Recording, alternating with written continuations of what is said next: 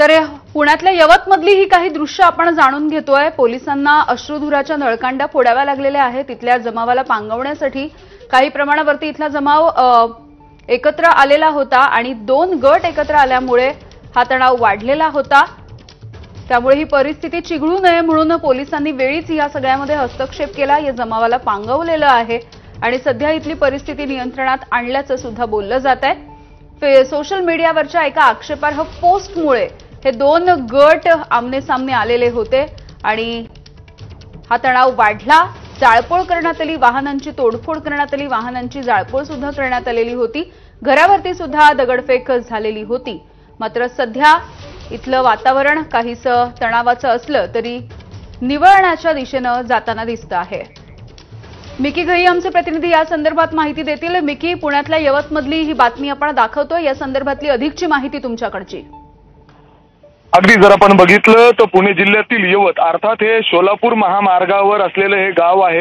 गेले काही दिवसांपासून त्या ठिकाणी तणावाचं वातावरण आहे। दोन गटांमध्ये काही तणावाचं वातावरण होतं। पोलीस सातत्याने त्यांच्या बैठका घेत होतं, त्यांना शांत करण्याचा प्रयत्न करत होते। मात्र आज पुन्हा एकदा आक्षेपार्ह पोस्ट सोशल मीडियावर व्हायरल झाल्यानंतर त्या ठिकाणी तणावाची परिस्थिती निर्माण झालेली आहे। अर्थात मोठ्या प्रमाणात पोलीस फोर्स देखील त्या ठिकाणी पाठवण्यात आलेला आहे। सातत्याने एसपी जे ग्रामीणचे आहेत, पुणे ग्रामीणचे, ते स्वतः कॉन्टॅक्टमध्ये आहेत, ते देखील त्या ठिकाणी पोहोचण्याचा प्रयत्न करतायत। या दोन गटांमध्ये जे आक्षेपार्ह पोस्ट लिहिण्यात आलेले आहेत त्याच्यावरून हे सगळं वाद पेटलेलं आहे। खरं तर ज्या पद्धतीने हे पेटत म्हणजे अर्थात दोन गट आक्रमक झालेली आहेत। खरं तर यवतमध्ये आज आठवडे बाजार असतो, मोठा बाजार असतो, मोठ्या संख्येने लोक त्या ठिकाणी बाजारात खरेदी करण्यासाठी येतात। मात्र तो देखील बाजार आज पूर्णपणे बंद आहे। यवत बंद पुकारण्यात आलेला आहे। आता पोलिसांनी सगळं काही त्या ठिकाणी बंद केलेलं आहे। काही जे लोक रस्त्यावर आहेत त्यांना देखील सांगितलं जाते की तुम्ही तुमच्या घरी जावा, अन्यथा आम्हाला कारवाई करावी लागेल, तुम्हाला उचलावं लागेल। पोलीस त्या ठिकाणी जागोजागी तैनात करण्यात आलेले आहेत। खरं तर ज्या पद्धतीने हे आक्षेपार्ह पोस्ट केले जात आहेत वेगवेगळ्या समाजाबद्दल, त्याच्यातून हा सगळा आपण बघतोय आक्रमक दोन गटांमध्ये हे भांडणं या ठिकाणी सुरू झालेली आहे। काही वेळापूर्वी त्या ठिकाणी दुचाकी वाहनं पेटून देण्यात आली, दगडफेक देखील त्या ठिकाणी झालेली आहे आणि त्याच्यावरून पोलिसांना देखील काहीच आक्रमक भूमिका अर्थात त्यांना तिथं स्टँड घ्यावं लागलेलं आहे। आसू काढण्याची देखील त्यांना त्या ठिकाणी गरज पडेल त्या पद्धतीने ते फायर देखील करतायत। जे गर्दी त्या ठिकाणी जमतीये ते कशा पद्धतीने पांगवता येईल, लोकांना शांत करता येईल, अशा पद्धतीने त्या ठिकाणी प्रयत्न सुरू आहे। मात्र यवतच्या लागून जे गावं आहेत त्या ठिकाणी देखील याचे पडसाद सध्या उमटताना दिसत आहेत, कारण ते गाव देखील पूर्णपणे सध्या बंद करण्यात आलेले आहेत।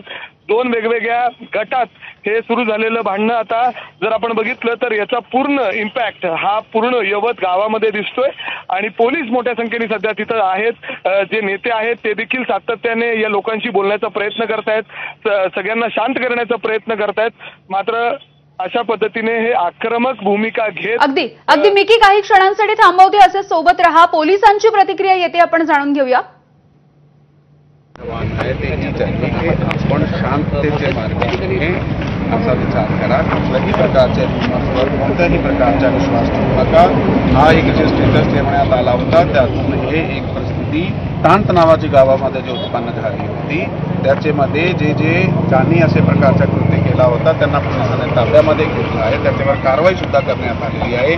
त्यासाठी गावाच्या लोकांची मीटिंग सुद्धा चालू करण्यात आली होती, परंतु ठराविक लोकप्रतिनिधीमध्ये जे मीटिंग चालू असताना गावाचे लोक एकत्र झाले होते, त्यामध्ये ताणतणावाची अशी परिस्थिती आल्यानंतर थोडा तात्पर झाले, परंतु आता त्यांना आवाहन सुद्धा करण्यात आलेलं आहे। गावाची परिस्थिती शांत आहे।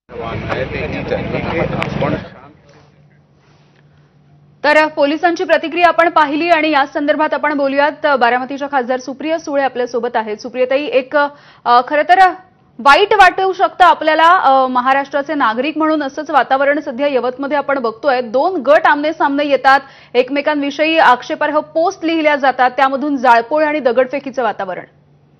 माझी दौंड हा अतिशय संवेदनशील सुसंस्कृत असा तालुका आहे